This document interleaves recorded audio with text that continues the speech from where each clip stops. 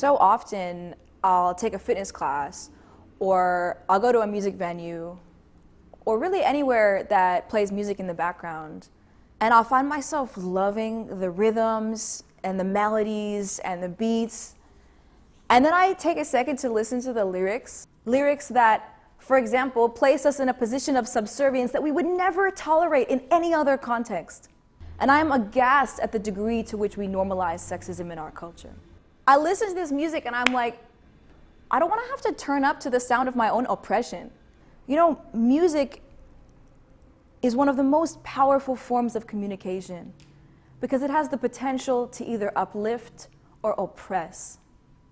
Music caters to the emotions, music caters to the soul. Music opens up our soul, it opens up our channels to receive information about somebody else's walk of life, to inform our own roles.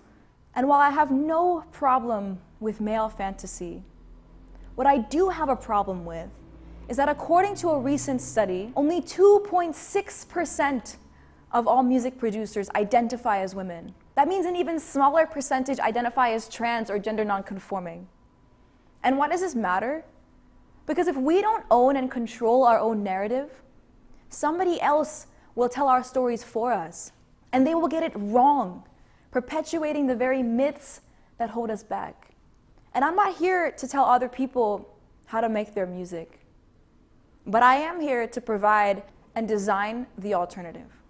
One strategy I take in my music is making uplifting, energetic, percussive, global beats and placing lyrics on top of them that genuinely describe my life's experiences without contributing to the oppression of anybody else. It's funny because it's the same reason as to why we excuse so many problematic lyrics. It's because we love how the beats make us feel. An example of this is my song, Top Knot Turn Up.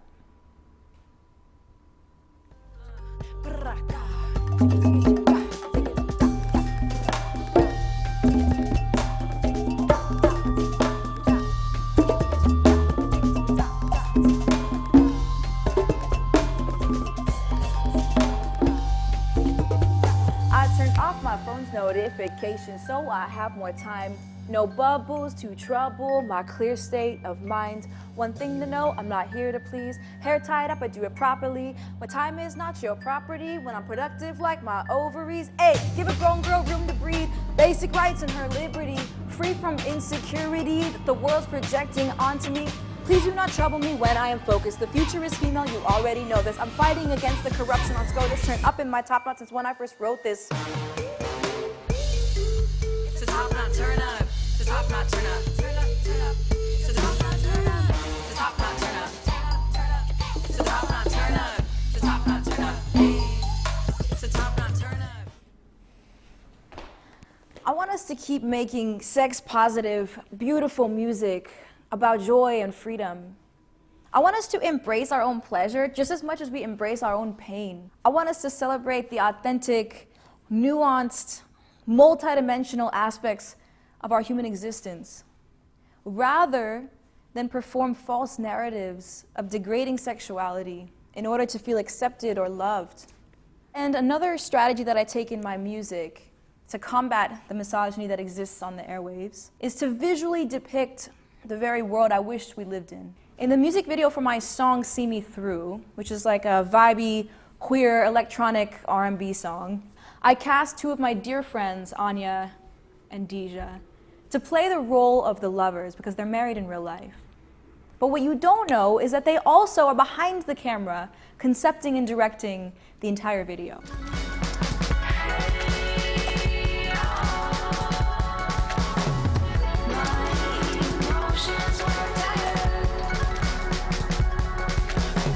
Music should be safe and accessible for all to experience. As you can see, it's not about losing the sex appeal or swag that music has. It's about writing messages that infuse tenderness and positivity into music that motivates us and challenges us.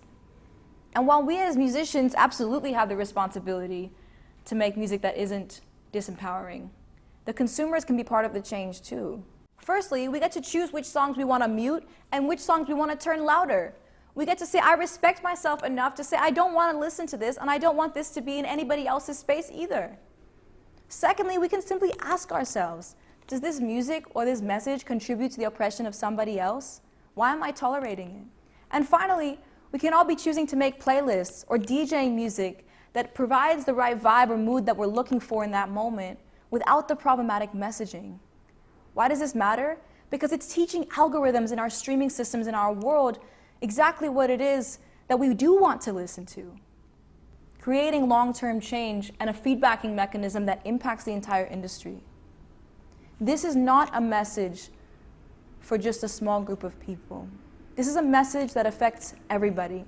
Because when we protect and liberate our most vulnerable genders, we liberate everybody.